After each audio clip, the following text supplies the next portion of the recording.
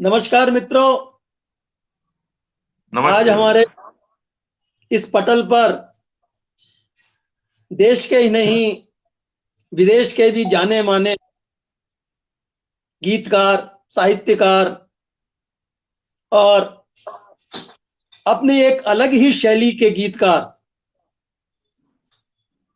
जो अपनी अलग शैली से ही पहचान बनाए हुए हैं, वो आदरणीय जयसिंह जी आर्य, डॉक्टर जयसिंह जी आर्य इस पटल को सुशोभित करने के लिए पधारे हैं। मैं इनका आभार व्यक्त करता हूं, इनको धन्यवाद देता हूं। नमस्कार। आप हमारे और पटल पर शर्मा जी को भी सादर प्रणाम और इनके हमारा पटल को भी बहुत हो गया। प्रणाम। और सभी मुझे इस पटल के सभी जितने भी शुभ चिंतक हैं सभी को सादर प्रणाम।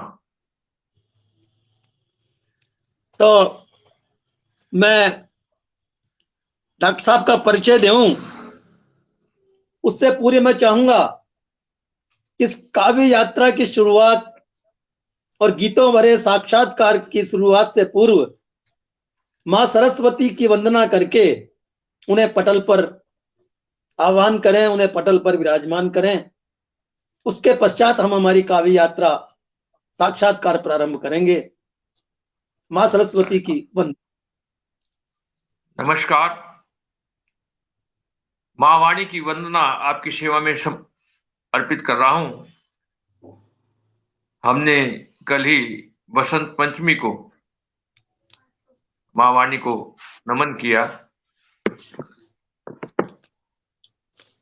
शारदे मां शारदे वर दे मुझे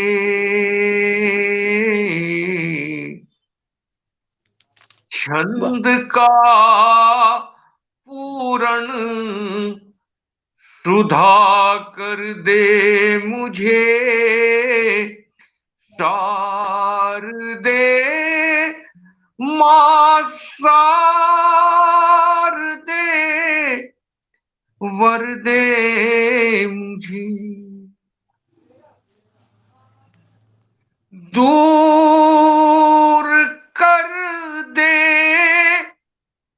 ज्योतिर्मय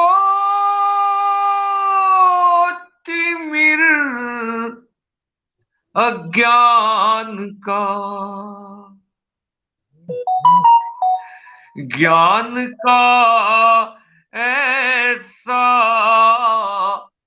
दिवा कर दे मुझे शारदे मां शारदे वर दे मुझे। देखिए मैं माँ वाणी से क्या मांगता हूं। पारखी हंसों का नित जम घट रहे पारखी हंसों का नित जम घट रहे काव्य का ऐसा सरोवर दे मुझे शारदे मां शारदे वर दे मुझे काव्य रूपी फूल फल जिस पर लगे छंद का ऐसा तरुवर दे मुझे शारदे मां शारदे वर दे मुझे। और क्या कहना चाहते हो मां। पीर जन जन पीर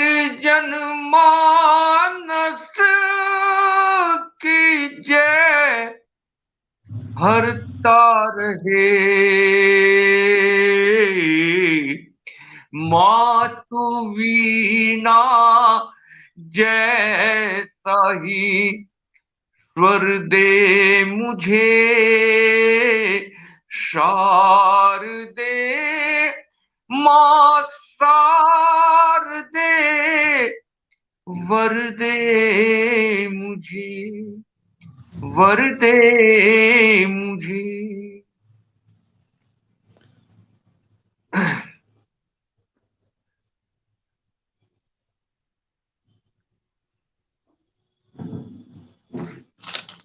तो मित्रों, माँ वाणी अवश्य ही इतनी मधुर वाणी और मधुर शब्दों से सम्मानित होकर के पटल पर आ गई हैं। अब हम काव्य यात्रा को माँ सरस्वती की आज्ञा से प्रारंभ कर रहे हैं, आगे बढ़ा रहे हैं। उससे पहले मैं जो आदरणीय हमारे साथ जुड़ गए हैं, मैं उनका स्वागत कर लेता हूं। श्रीमान आदरणीय गणेश प्रसाद जी गौतम, आपका बहुत बहुत हृदय से स्वागत है। आदरणीय सुमन शर्मा जी दिल्ली से, आपका भी बहुत बहुत स्वागत। आदरणीय इशिता शर्मा, इशिता जी, आपका भी बहुत बहुत स्वागत। जय नारायण जी मिश्रा, आपका भी हृदय से स्वागत है। और सुभाष बरेलवी जी, सुभाष राहत बरेलवी जी, आपका भी हृदय से बहुत बहुत स्वागत। आप अपने इस समय से बहुमूल्य समय निकाल करके यहाँ पधारे, उसके लिए आपको बहुत बहुत धन्यवाद। तो मैं वैसे तो आदरणीय जय सिंह जी किसी परिचय के मोहताज नहीं हैं। वो तो एक काव्य जगत के सशक्त हस्ताक्षर हैं, लेकिन फिर भी एक परंपरा है, उसे मैं निभा रहा हूं। डॉक्टर जय सिंह जी आर्य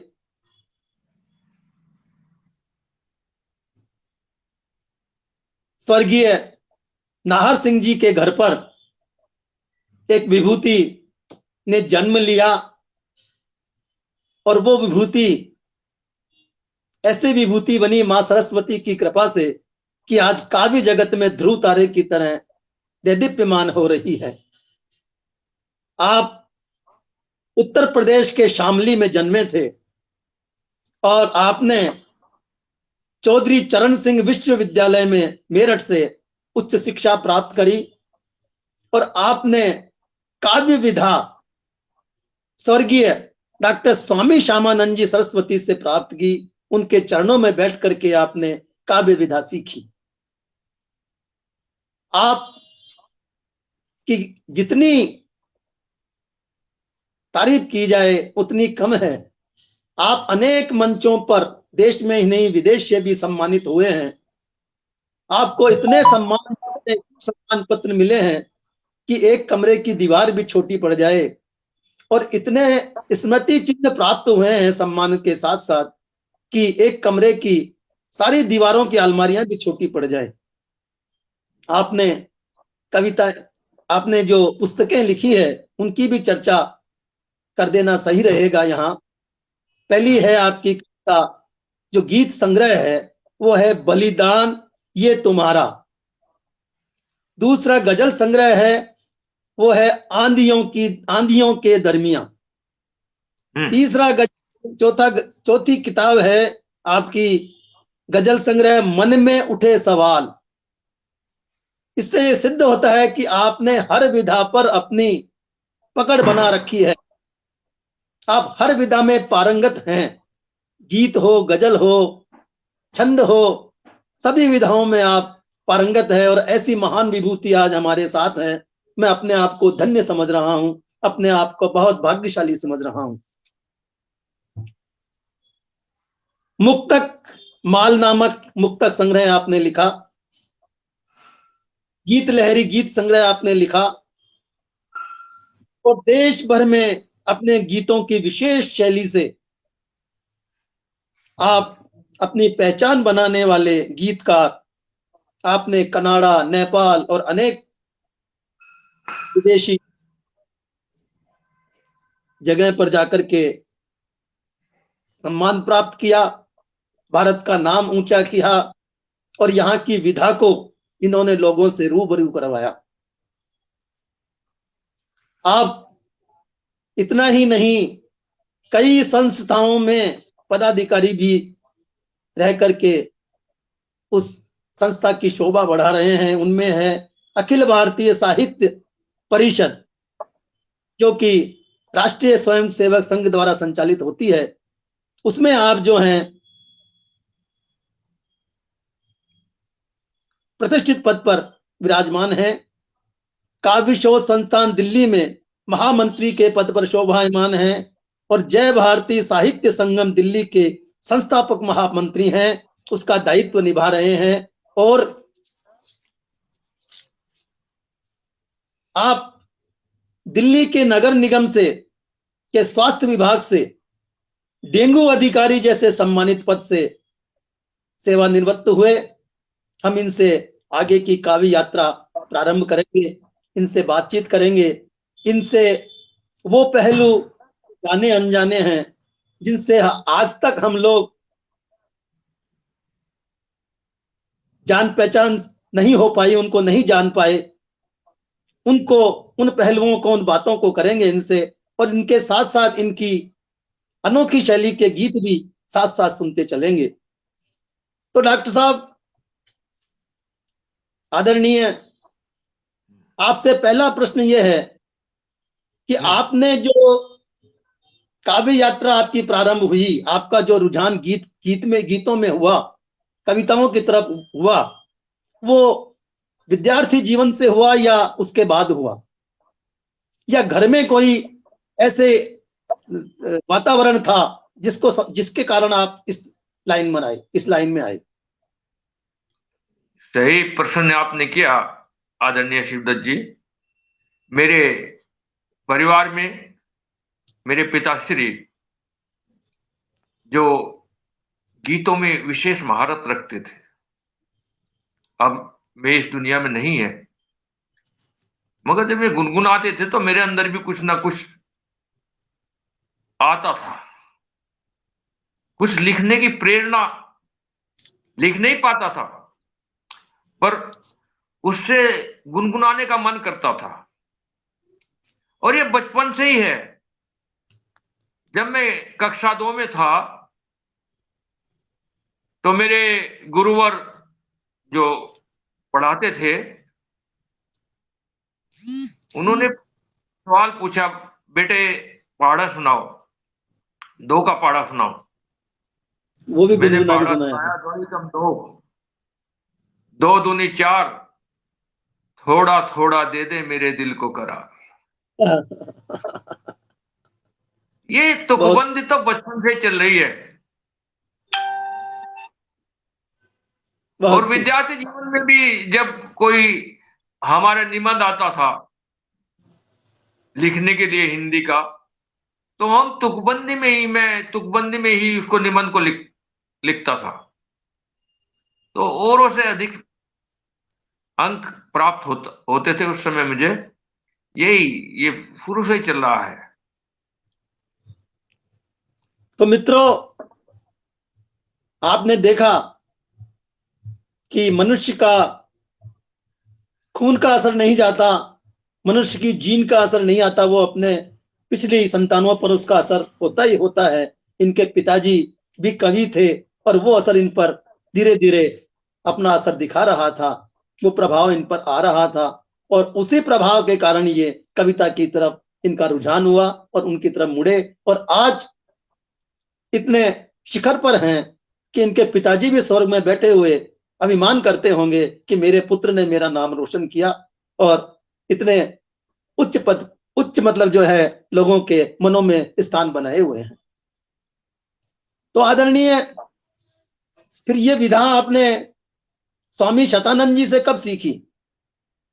श्यामानंद जी ये से? लगभग विधा तो ये मैं लगभग 45 वर्ष से सीख रहा हूं, मगर जो असली जो सीखने का मौका मिला वो मेरे क्लासों के मेरे प्रिय सहपाठी भाई पवन कुमार पवन जी, वे भी बहुत चर्चित गीतकार हैं, उनके सानिध्य में बैठने का मौका मिला। और उसके बाद हमारे स्वर्गीय गुरुवर डॉक्टर स्वामी श्यामानंद सरस्वती जी, छंद शिल्पी के श्री चरणों में बैठकर कुछ लिखने की प्रेरणा मिली और उसको सुनाने की प्रेरणा, किस प्रकार से अभिव्यक्त की जाती है कविता को, गीत को, वो सब का सब सीखने का मौका मिला। तो मित्रों, मैं बात कर रहा था पारिवारिक जीन्स की। इसी तरह से एक हस्ती हमारे भारत में और हुई, जो जिनका कल उनका शरीर हमें छोड़ करके चला गया, आदरणीय लता मंगेशकर जी। उनके भी पिताजी गीतकार थे और उनका ही असर उनके परिवार पर आया। तो मैं आदरणीय आर्य साहब से प्रार्थना करूंगा कि यदि वे कोई अपनी रचना, अपने भाव आदरणीय लता जी के सम्मान में अगर प्रस्तुत कर सकें तो बहुत बहुत कृपा होगी और उनके लिए बहुत बहुत सम्मान होगा। धन्यवाद। मुझे देश की नहीं, अंतर्राष्ट्रीय जगत की मां सरस्वती की वृद्ध पुत्री स्वर्गीय लता जी के बारे में क्या कहूं। उनके बारे में तो जितना कुछ भी कहा जाए वो कम है। ऐसी शख्सियत पता नहीं कब जन्म लेगी पुनः। उनके आवाज में जो जादू था वो अन्यत्र कहीं नहीं मिलेगा आपको। उनकी आवाज में हमेशा मां सरस्वती विद्वान रहती थी। उनके जाने से पूरा देश स्तब्ध है, शोकाकुल है। बहुत बड़ी क्षति होगी। परंतु ऐसी शख्सियत कभी मर नहीं सकती। वे हमेशा अपने गीतों में जिंदा रहेंगे, अमर रहेगी। गीतकार कभी मर नहीं सकता। और गीतकार को जो आवाज उन्होंने दी वो कभी मर नहीं सकती। ऐसी शख्सियत कभी मर नहीं सकती। 4 पंक्तियां कहना चाहता हूं। स्वागत है। दूर हमसे, स्वर्गीय लता जी के लिए कहना चाहता हूं। बहुत छोटा कवि हूं और इतनी महान शख्सियत के लिए कुछ कहना चाहता हूं। दूर हमसे कभी न जाएगी, वाह। दूर हमसे कभी न जाएगी, साथ सबका सदा निभाएगी, साथ सबका सदा निभाएगी। लता दीदी तो देखना हरदम, क्या बात है। लता दीदी तो देखना हरदम, अपने गीतों में मुस्कुराएगी, यूं ही गीतों में मुस्कुराएगी, यूं ही गीतों में मुस्कुराएगी। ये बहुत बहुत खूब। तो मित्रों, ये लता दीदी के सम्मान में उनके श्रद्धांजलि स्वरूप 4 लाइनें थी। हमारे साथ में प्रकाश चंद्र जी पाराशर दीघ भरतपुर से जुड़ गए हैं, डॉक्टर मोहन सिंह जी कुशवाहा जुड़ गए हैं, भूदत्त शर्मा जी हरिद्वार से जुड़ गए हैं और सोहनलाल जी शर्मा ये भी डीग भरतपुर से जुड़े हैं। आज मैं फिर कहूंगा कि हमारा पटल धन्य हो गया। इतने बड़े बड़े विद्वान आज हमें आशीर्वाद देने के लिए, हम अपना स्नेह प्रकट करने के लिए पधारे हैं। मैं आप सभी का हृदय से वंदन करके, ये नमन करके। सौभाग्य की बात है, पाराशर जी सुन रहे हैं, भूदत्त शर्मा जी सुन रहे हैं, देश के चर्चित गीतकार सोहनलाल शर्मा जी सुन रहे हैं। मैं सभी को नमन कर रहा हूँ, जो भी सुन रहा है मुझे। तो आदरणीय, अब आता है नंबर ऋतुराज का, हाँ, जो इन सब ऋतुओं के राजा हैं। बसंत, जो हाँ, मदन भी लेकर आते हैं, स्वास्थ्य भी लेकर के आते हैं, मन में उल्लास भी लेकर के आते हैं। उनके प्रति यदि आप 2 लाइन 4 लाइन या गीत प्रस्तुत कर सकें तो बहुत बहुत अच्छा रहेगा। बहुत बहुत शुक्रिया रहे। मैं तो गीतकार हूँ, अतः गीत ही प्रस्तुत करूंगा। एक स्वागत गीत है। आपकी सेवा में निवेदित कर रहा हूं। किस प्रकार से अब की बार ठंड का प्रकोप रहा है और हर प्राणी, पशु पक्षी हो चाहे मनुष्य हो, सभी इस सर्दी से पूरी तरह पीड़ित रहे हैं। और जब से वसंत का मौसम में आया है, धीरे धीरे पर्दे का भी जाना शुरू हो गया है और थोड़ा वातावरण में गर्मी पैदा हुई है। तो कुछ कहना चाहता हूं गीत के माध्यम से। कितनी ही खुशियां साथ में लाया बसंत रे, पतझर का सीना चीर कर आया बसंत रे,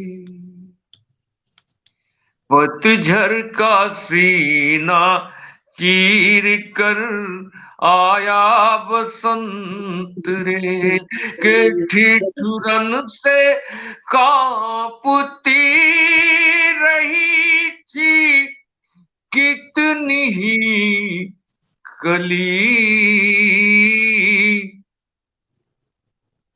ठिठुरन से कांपती रही थी कितनी ही कली, बस सांस सांस गिन रही थी लाखों जिंदगी, क्या बस बात। सांस सांस गिन रही थी लाखों जिंदगी, अब खेत और खलियान में छाया बसंत रे,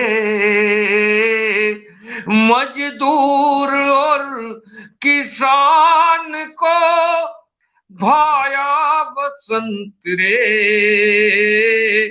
कितनी ही खुशियां साथ में लाया बसंत रे, के फूलों की वाटिकाओं में वाह, बहार आ गई, आ गई। वाह, क्या बात। फूलों की वाटिकाओं में बहार आ गई, मदमस्त हो के तितलियां गुंचों पे छा गई, कि रंगों की है बरसात को लाया बसंत रे, कितनी ही खुशियां साथ में लाया बसंत रे, के कोयल की कूं कूं बाग में मन को लुभा रही, क्या बात। कोयल की कूकू बाग में मन को लुभा रही, ऋतुराज के ही आगमन के गीत गा रही, नहीं, क्या बात, वाह। ऋतुराज के ही आगमन के गीत गा रही, के पंछी की हर उड़ान पर छाया बसंत रे, कितनी ही खुशियां साथ में लाया बसंत। वाह, बहुत बसंत खूब। क्या आह्वान, क्या कहना चाहता है बसंत हमसे, क्या हमें बसंत से लेना है? स्वागत। इस जिंदगी में रंग तुम बसंत के भरो, कवि की तरफ से संदेश है ये आपके लिए। इस जिंदगी में रंग तुम बसंत के भरो, इन पतझरी हवाओं से किंचित न तुम डरो, इन वाह, पतझरी हवाओं से किंचित न तुम डरो, के सबके दिलो दिमाग पर छाया बसंत रे, कितनी ही खुशियां साथ में लाया बसंत। बसंत रे, वाह, क्या बात है मित्रों। इतने उम्दा शब्दों का गठजोड़ आदरणीय जय सिंह जी ही लगा सकते हैं। हमारे साथ में इस पटल के दो पदाधिकारी प्रमोद मिश्र निर्मल जी, जो हमारे परामर्शदाता हैं, वे भी हमारे साथ जुड़ गए हैं, और दूसरी सुमन शर्मा जो कि इस पटल की संचालिका हैं, वे भी दिल्ली से हैं, वे भी हमारे साथ जुड़ गई हैं। और हमारे साथ इस कार्यक्रम में प्रारंभ से ही जो जुड़ रहे हैं, गणेश प्रसाद जी गौतम, सुभाष राहत बरेलवी, इशिता शर्मा, जगनारायण जी मिश्रा, सुभाष राहत जी बरेलवी, जो शुरू से जुड़े हुए हैं और बराबर हमें कमेंट्स देकर के प्रोत्साहन कर रहे हैं। आप राहत सभी जी का को, गौतम जी को, और आदरणीय अभिनंदन। निर्मल जी को, भूदत्त शर्मा जी को और सुषमा जी को, सभी को मेरा सादर प्रणाम। भूदत्त शर्मा जी भी अच्छे अच्छे कमेंट्स देकर के हमारा प्रोत्साहन बढ़ा रहे हैं। आपका भी बहुत बहुत स्वागत, बहुत बहुत अभिनंदन। तो आदरणीय, अब मैं आपको उस समय में पीछे ले चलता हूं जब आपने काव्य यात्रा प्रारंभ की थी। यदि उस समय की कोई कविता आपके पास हो, उपलब्ध हो, या आपको याद हो, तो वो सुनाने की कृपा करें, जिससे कि हम आज से 40 वर्ष, 45 वर्ष, 50 साल पहले वहां पहुंच जाएं और उस समय की लगभग कविता के आनंद लें। लगभग 40-42 वर्ष पहले मैं दिल्ली पे किराए पे रहता था गांव में। जब सर्विस में आया मैं 45 वर्ष पहले, तो सूबेदार के यहाँ रहता था। और उस समय तार चलते थे, कोई मोबाइल वगैरह तो था ही नहीं। टीवी भी किसी किसी के पास होता था, फोन भी किसी किसी के पास होता था गांव में। तो गांव में तार आता है सूबेदार के यहाँ, तो सूबेदारनी तार को देखकर घबरा जाती है। वो मेरे पास आती है दौड़ के, देखो जी क्या आ गया घबराहट में। मैंने उस तार को देखा, उसमें लिखा था कि मैं कल घर पर आ रहा हूं। उस जमाने में तो तार उस जब आते समय, थे लेके आया करते हाँ, थे। तो उस समय सूबेदारनी के जो हाव भाव थे, उनको देखकर एक गीत लिखने का लिखा गया। जो कुछ भी था वो मैं आपकी सेवा में, मुझे याद होगा तो सुना दूंगा, नहीं होगा तो रहने देंगे। बहुत पुराना स्वागत है। गीत है मेरा, एक हाँ, लोकगीत है। 4 तो लाइनें सुना उसी दीजिए। समय गांव में मनिहार आता है। सूबेदारनी मनिहार को संबोधित करते हुए कहती है, रुक जा रे मनिहार, चूड़ी मैं भी पहनूंगी। और अपनी अड़ोसनों पड़ोसनों से वो क्या कहा कहती है, वो इसमें कहने का प्रयास किया गया है गीत में। रुक जा, रुक जा रे मनिहार, चूड़ी मैं भी पहनूंगी, क्या बात, कि मैं भी पहनूंगी, चूड़ी मैं भी पहनूंगी, कल को आवेंगे भरतार, चूड़ी मैं भी पहनूं, के बरसों बाद मिली है चिट्ठी, आवेंगे सावरिया, क्या बतलाऊं तुझको क्या क्या लावेंगे सावरिया,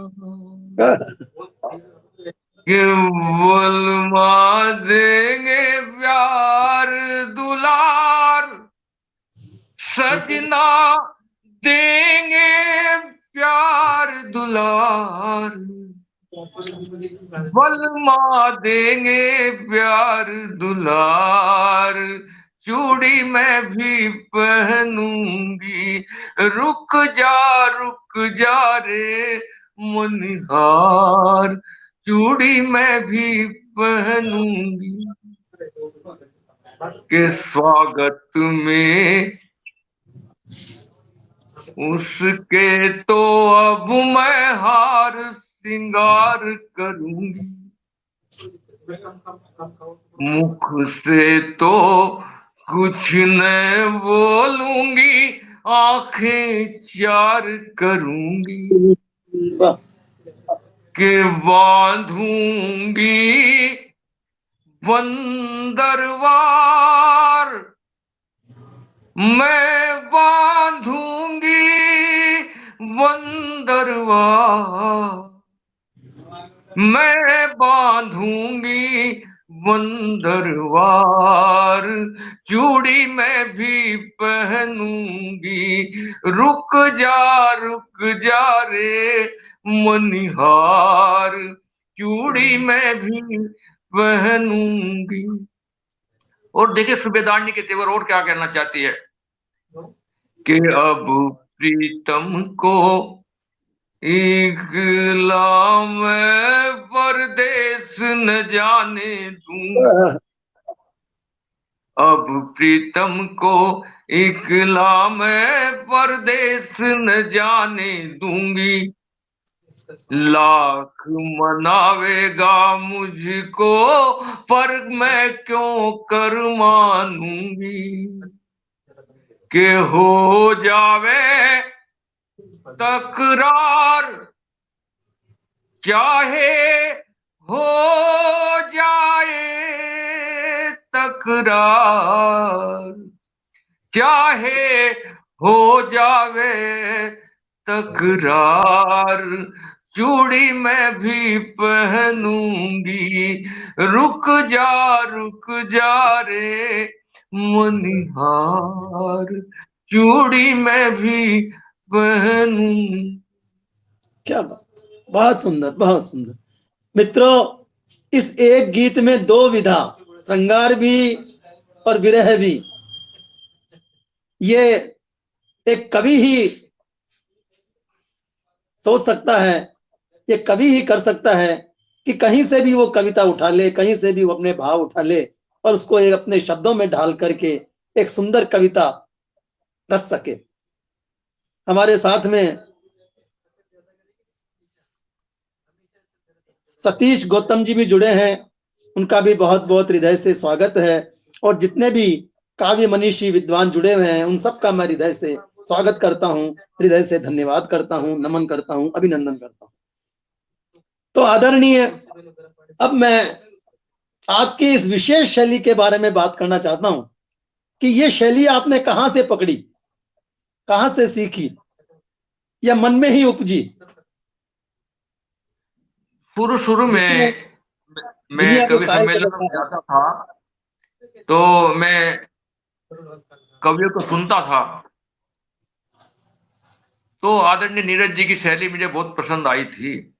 मैं उसी शैली में पढ़ने का कोशिश करता था, परंतु मेरे गुरुवर ने मुझे बहुत डांट पिलाई। अब अपनी एक विशिष्ट शैली होनी चाहिए, तो बस मैंने अपने आप को बदला। ये मेरी अपनी विशेष शैली है, ये आपको अन्यत्र नहीं मिलेगी कहीं पर भी। हाँ, चाहे तो मुक्तक हो, प्रारंभ चाहे गीत हो, चाहे माहिया तो, हो, चाहे गजलें हो, इसको अलग शैली आपको मिलेगी। तो प्रारंभ में तो लोगों ने इस शैली की मजाक उड़ाई थी, या मतलब लोगों ने हाथों हाथ इसको ले लिया था?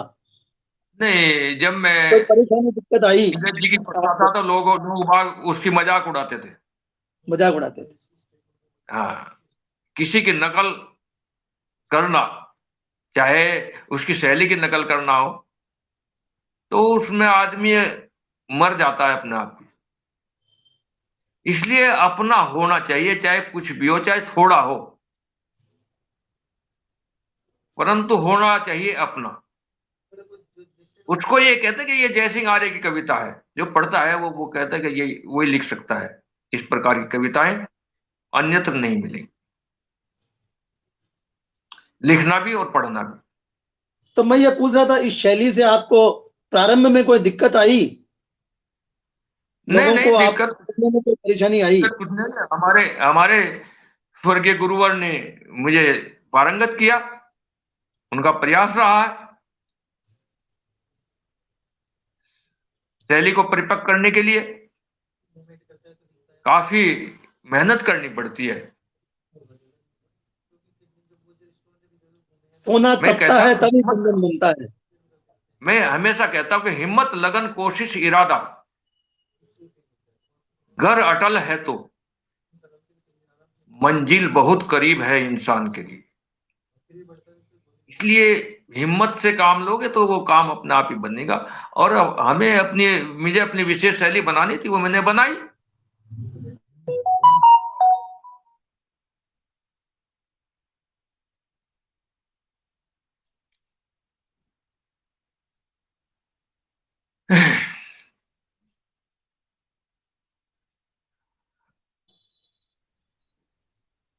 आ गया? हाँ, तो दिक्कत हो गई थी नेट में। हाँ, नेट में दिक्कत हो रही है सब। हाँ, तो सर, अब आप हमारे मित्रों को, सुनने वालों को, चाहने वालों को, कद्रदानों को कौन सा गीत सुनाएंगे आज? अब आपका नंबर है। अब तक हम हमारी पसंद का सुन रहे थे, अब आप अपनी पसंद का गीत सुनाइए। मैं अपनी पसंद के गीत क्या सुनाऊं? मुझे तो अपने सारे ही गीत अच्छे लगते हैं। मैं कुछ माहिए सुनाना चाहता हूँ। स्वागत है सर। अभी हम अपनी आजादी का अमृत वर्ष मना रहे हैं, और माहिए भी मेरे विशेष विशेष शैली है उसकी। जो माहियों की शैली है, बिल्कुल उससे अलग हटकर। उनके पढ़ने की जो विशेषता है, वहां पर ये अधिकतर पंजाबी में माहिए सुनाए जाते हैं, मगर वे भी रंगारिक माहिए होते हैं। मैंने उनको बदलकर वीर रस में माहियों का प्रयोग किया है। वाह, क्या बात है! वीर रस में माहिए लिखने का प्रयास है, आपके सम्मुख कहना चाहता हूं। स्वागत माहिए किस प्रकार के होते हैं, वीर रस में किस प्रकार से पढ़े जाते हैं, ये मैंने प्रयास किया है। सफल हुआ है। एक दो कवि सम्मेलनों में मैंने सुना है, भी बड़े अच्छे रहा है प्रोग्राम में। हमारे आजादी, हम 75 वर्ष मना रहे हैं। ये हमारी आजादी ऐसे वैसे नहीं मिली, बिना खड़क बिना डाल के हमें आजादी नहीं मिली। इसके लिए हमारे असंख्य रणवीरों ने अपना बलिदान दिया, अपना खून बहाया। माया बहुत छोटी सी कविता होती है, बहुत छोटी कविता में बात कहने का प्रयास कर रहा हूं। देखिए माया, अपने वीरों के लिए कहना चाहता हूं, सर चढ़ कर है बोला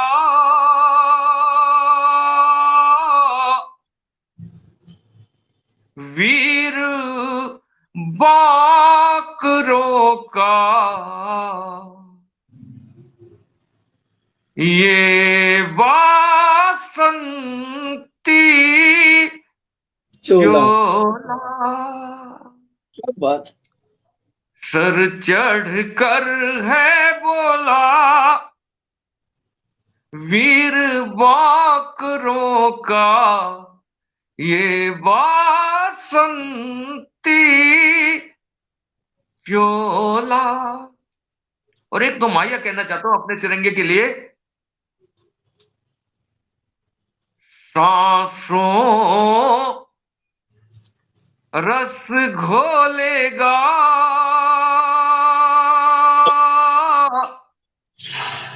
सांसों रस घोलेगा खेल तिरंगे का सर चढ़ कर बोलेगा खेल तिरंगे का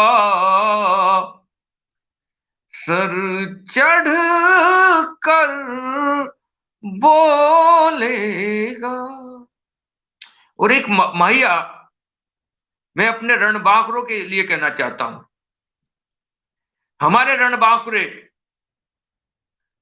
लद्दाख की 50 डिग्री माइनस हो चाहे टेम्परेचर, और चाहे 50 डिग्री प्लस हो रेगिस्तान में, मगर हमारे रणबांकुरों के दिलो दिमाग पर केवल तिरंगा रहता है। वे तिरंगे के लिए कुछ भी करने के लिए तत्पर रहते हैं। एक माहिया कहना चाहता हूं अपने रणबांकुरों के तरफ से, अरमान तिरंगे में, अरमान तिरंगे में अपने वीरों की है जान तिरंगे में, अपने वीरों की है जान तिरंगे में। और मैं क्या कहना चाहता हूं, क्या लिखना चाहता हूं, अपने मन की बात कहना चाहता हूं। मैं अपने बलिदानियों के लिए, अपने रणबांकुरों के लिए क्या कहना चाहता हूं कि मेरे दिल में क्या उनके प्रति सद्भाव उमड़ते हैं नित्य प्राय। अरमान सिंहों की जवानी लिख, सिंहों की जवानी लिख, अपने वीरों की बलिदान कहानी लिख, अपने वीरों की बलिदान कहानी लिख। प्रज्ञेश जी को नमस्कार, निर्मल जी को नमस्कार, बोधत जी को नमस्कार, सुभाष राज जी को नमस्कार। इन सब का स्नेह प्रारंभ से मिल रहा है, अच्छे अच्छे कमेंट्स दे रहे हैं, हमारा साहस बढ़ा रहे हैं, हमें प्रोत्साहन दे रहे हैं। आप सबका अभिनंदन। तो आदरणीय, अब आता है नंबर गजल का। आपने गजल विधा को भी बहुत अच्छी तरह से साधा है, उसमें भी आप पारंगत हैं। कहते हैं गजल एक महबूब अपनी महबूबा के सौंदर्य के लिए, उसके बखान के लिए गजल कहा करता है, जिसे हम दूसरे शब्दों में श्रृंगार रस भी कहते हैं। तो कोई गजल जो श्रृंगार रस में डूबी हुई हो, हमारे श्रोताओं को सुना दीजिए। और मैं आदरणीय मैं सोहन लाल, जो कि वो भी अपनी एक विशेष शैली के लिए पहचाने जाते हैं, वो भी पटल पर हमें अपना स्नेह प्रदान कर रहे हैं। आपका बहुत बहुत स्वागत सोहन लाल जी। आपकी भी विशेष शैली जो है लोगों को मोहित करती है। आपका बहुत बहुत हाँ जी। आदरणीय शर्मा जी, मैं श्रृंगार रस कम ही लिखता हूँ मुझे याद है सर, इसलिए मैंने हाँ है। और पढ़ता भी कम ही हूं मैं, ना के बराबर श्रृंगार रस ना के बराबर पढ़ता हूं। और मैं आपको गजल, आपने कहा है गजल से पहले अगर आप कहो तो मैं गीत मुक्तक सुना दूं कुछ, मैं अपनी स्वागत शैली है, का। हाँ। स्वागत है सर, स्वागत है।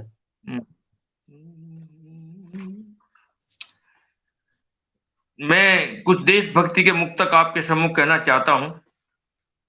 स्वागत है सर आदरणीय।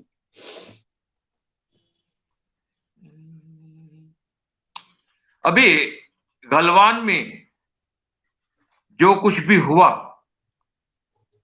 गत वर्ष, हमारे 20 रणबांकुरे शहीद हुए, हमें बहुत दुख हुआ। परंतु हमारे रणबांकुरों ने 20 के बदले 50 को ठोका। उससे हमारा सर गर्व से बहुत ऊंचा हुआ, पूरे देशभक्तों का सर गर्व से ऊंचा हुआ।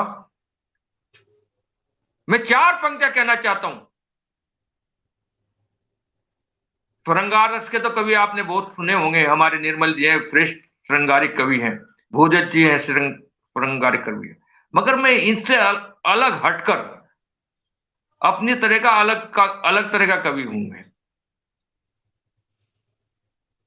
मैं हर रस में लिखता हूं, श्रृंगार में भी लिखता हूं, मगर पढ़ता कम हूं। तो 4 पंक्तियां कहना चाहता हूं अपने रणबांकुरों की तरफ से इस दुष्ट चीन के लिए। आंखें दिखाएगा तो आंखें फोड़ देंगे हम, रण में तेरी उम्मीद का मुंह तोड़ देंगे हम। क्या बात है। ये देश पहले वाला देश मत समझना तू, तुझको तेरी ही मांद में झिंझोड़ देंगे हम। क्या बात है। ये पहले वाला देश नहीं है कि शांति के कबूतरों के साथ साथ अपनी जमीन को भी उड़ा दे, और ना पहले वाला प्रधानमंत्री है, ये ठोकना जानता है। आंखें दिखाएगा तो आंखें फोड़ देंगे हम, रण में तेरी उम्मीद का मुंह तोड़ देंगे हम। ये देश पहले वाला देश मत समझना तू, तुझको तेरी ही मांद में झिंझोड़ देंगे हम। और कहना चाहता हूं, 4 पंक्तियां और सुने। ये कार्य हमारे जो बदमाशी पे आया हमारा दुश्मन, तो ये कार्य हम एक बार नहीं बार बार करना पसंद करेंगे। हमारे रणबांकुरे, उनके दिल में है ये कि हम फिर पुनः ठोकेंगे। एक बार नहीं हम तो ये हर बार करेंगे, तेरे गुरूर को भी तार तार करेंगे, तेरे गुरूर को भी तार तार करेंगे, कि बच करके जाएगा कहाँ है चीन, तू बता। क्या बात है। भारत के वीर तुझ पे सवार करेंगे, एक बार नहीं हम तो ये हर बार करेंगे। और आपने गजल की बात कही, गजल वैसे श्रृंगारिक भी लिखता हूं पर पढ़ता कम हूं, मगर एक गजल में जिंदगी शीर्षक से आपको सम्मुख लाना चाहता हूं, पढ़ना चाहता हूं। स्वागत है सर। रस्ते वाओ धर ले तू अपने संभाल कर, कांटों भरी है जिंदगी, जल देख भाल कर। वाह क्या बात। कांटों भरी है जिंदगी, चल देख भाल कर, के अपनों ने अपने पन का ये कैसा सिला दिया, अपनों ने अपने पन का ये कैसा सिला दिया, रखा है खोटा सिक्का सा मुझको उछाल कर, कांटों भरी है जिंदगी, चल देख भाल कर, वाह। इस जिंदगी का हम करे भी तो क्या करें, इस जिंदगी का हम करे भी तो क्या करें, जिस जिंदगी ने रख दिए सपने उबाल कर, जिस जिंदगी ने रख दिए सपने उबाल कर, के तुमने तो दुश्मनी में ना छोड़ी कमी कोई, तुमने तो दुश्मनी मैंने छोड़ी कमी कोई, हमने रखी है प्यार में ये जान निकाल कर, कांटों भरी है जिंदगी, चल देख भाल कर। गजल का मकसद कहना चाहता हूं, बिल्कुल अलग रंग का मकता आपको मिलेगा। जयसिंह आर्य का स्टाइल होता है ये, हर मक्ते में वीर रस का, वीर रस में गजल कहना। कांटों भरी है जिंदगी, चल देख भाल कर, के हम सब नमन करें न क्यों सैनिक को जय भला, हम सब नमन करें न क्यों सैनिक को जय भला, रखता जो खुद को देश की भक्ति में ढाल कर, रखता जो खुद को देश की भक्ति में ढाल कर, कांटों भरी है जिंदगी चल देख भाल कर। गजल में वीर रस, क्या बात है। आज तो ये पटल हमारा जो है वो काव्य सरिताओं से, काव्य सरिता से अमृत बरसा रहा है। और मित्रों, कवि कवि होते हैं, लेकिन कवि के आगे एक शब्द लगता है श्रेष्ठ कवि। श्रेष्ठ कवि वो होता है जो अपनी प्रयोग धर्मिकता से नए नए प्रयोग करता है और नई नई विधाएं, नए नए प्रयोग काव्य जगत को प्रदान करता है। वो उस कवि के आगे, नाम के आगे श्रेष्ठ कवि लगता है। हमारे साथ में सतीश जी अकेला जुड़ गए हैं। हमारे साथ में आदरणीय राम रतन जी यादव भी जुड़े हैं, जो कि एक श्रेष्ठ कवि जिन्हें कहा जाए तो अतिशयोक्ति नहीं होगी। सोहन लाल जी शर्मा हमारे साथ बराबर जुड़े हुए हैं।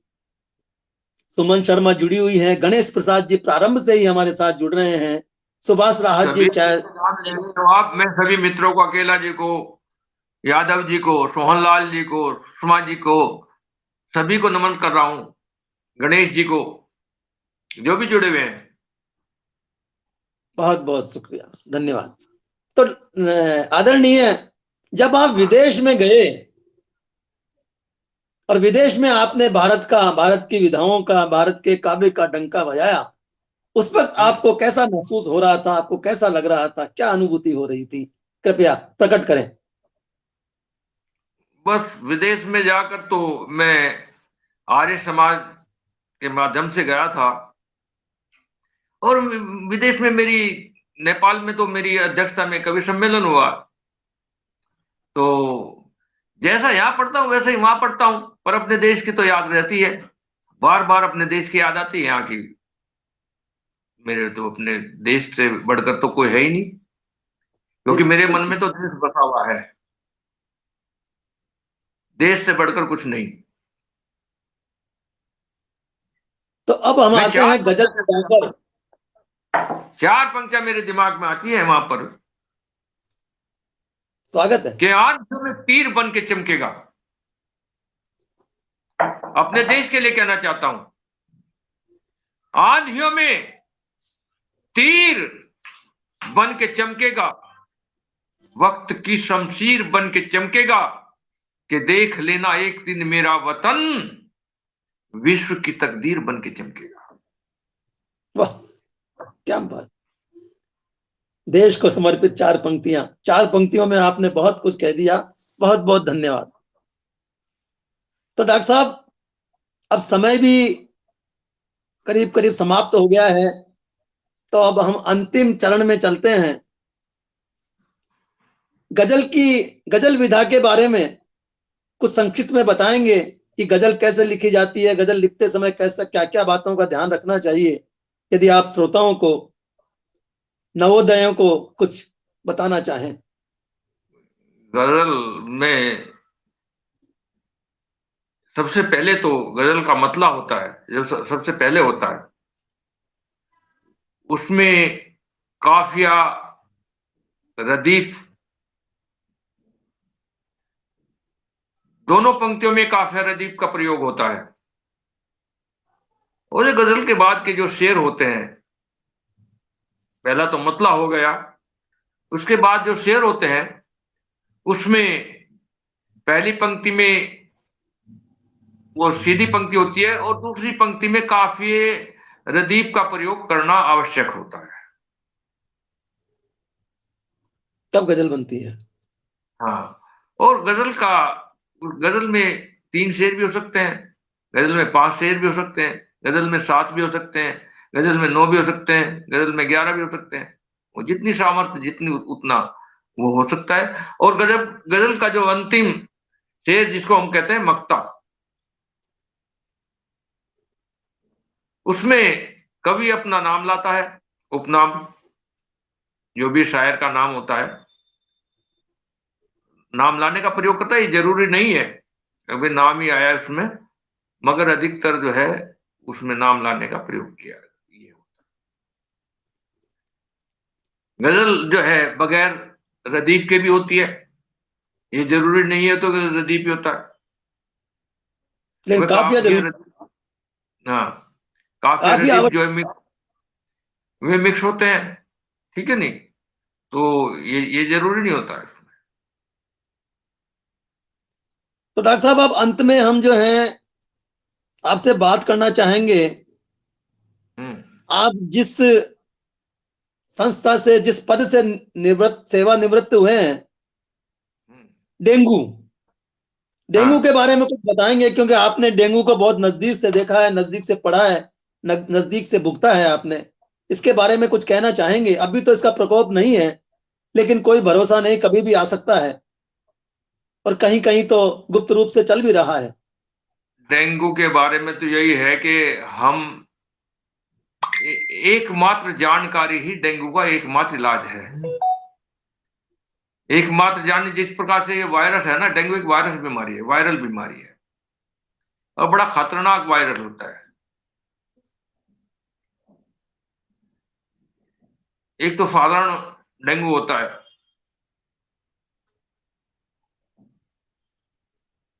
और एक डेंगू होता है डेंगू हेमरेजिक फीवर जिसको हम बोलते हैं, जो बहुत खतरनाक होता है, जिसमें ब्लीडिंग होती है अंदरूनी। जिसमें हेमरेजिक माने ब्लीडिंग नहीं हो गया, वो ब्लीडिंग जो है खून का, वो जो है हमारी प्लेटलेट्स हमेशा डाउन होती जाती है, डाउन हो जाती है बिल्कुल। उसके बाद शोक सिंड्रोम हो जाता है। अब आप ये देखो, कैंसर कितनी बड़ी भयावह बीमारी है, उसका थोड़ा बहुत इलाज है। उसमें कैंसर के मरीज 1 साल भी, 2 साल भी, 4 साल भी, 10 साल भी, 20 साल भी जीवित रह सकता है। मगर डेंगू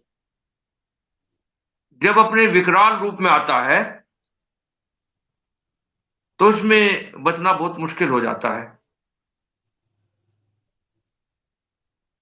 तो इसलिए ये खतरनाक बीमारी है। बहुत बहुत बहुत शुक्रिया। तो मित्रों, डॉक्टर साहब ने बताया कि दूसरा डेंगू जो हेमरिक होता है, जिसमें अंदरूनी भागों में ब्लीडिंग होना शुरू हो जाता है और रोगी की मृत्यु हो जाती है, उसमें प्लेटलेट का बहुत ज्यादा रोल होता है।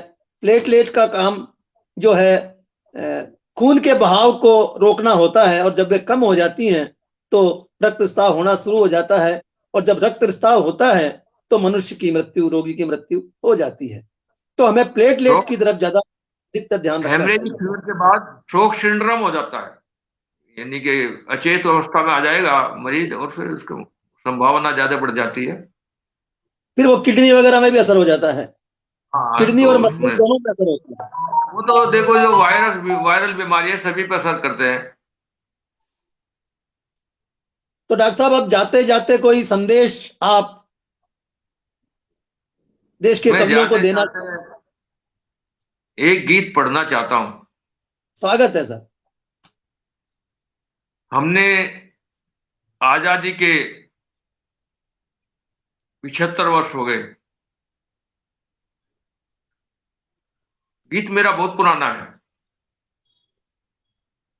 जब किस प्रकार से सरकारें काम कर रही हैं, तो जब का गीत है ये, एक आम आदमी की पीड़ा को किस प्रकार से अभिव्यक्ति कवि प्रदान करता है, वो कहने का हम, प्रयास कर रहा हूं।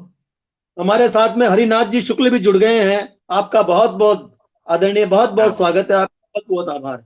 हरिनाथ जी को नमस्कार, सतीश अकेला जी को नमस्कार, सोहनलाल जी को नमस्कार।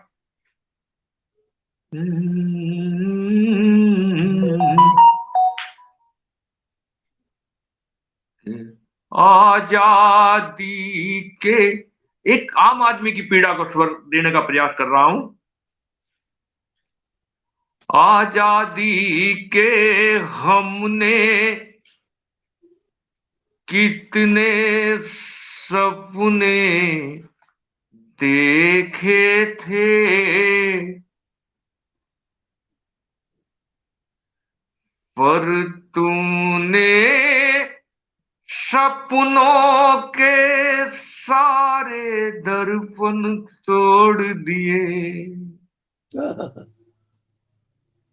क्यों तुमने सपनों के सारे दर्पण तोड़ दिए। क्या बात।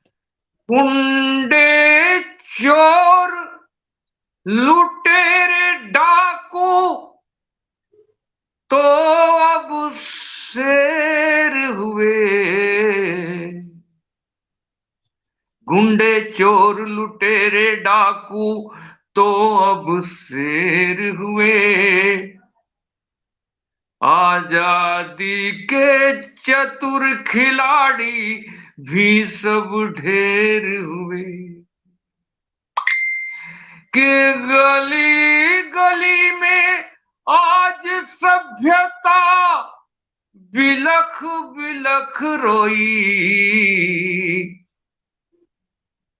बेशर्मी ने कदम कदम पर नागफनी बोई।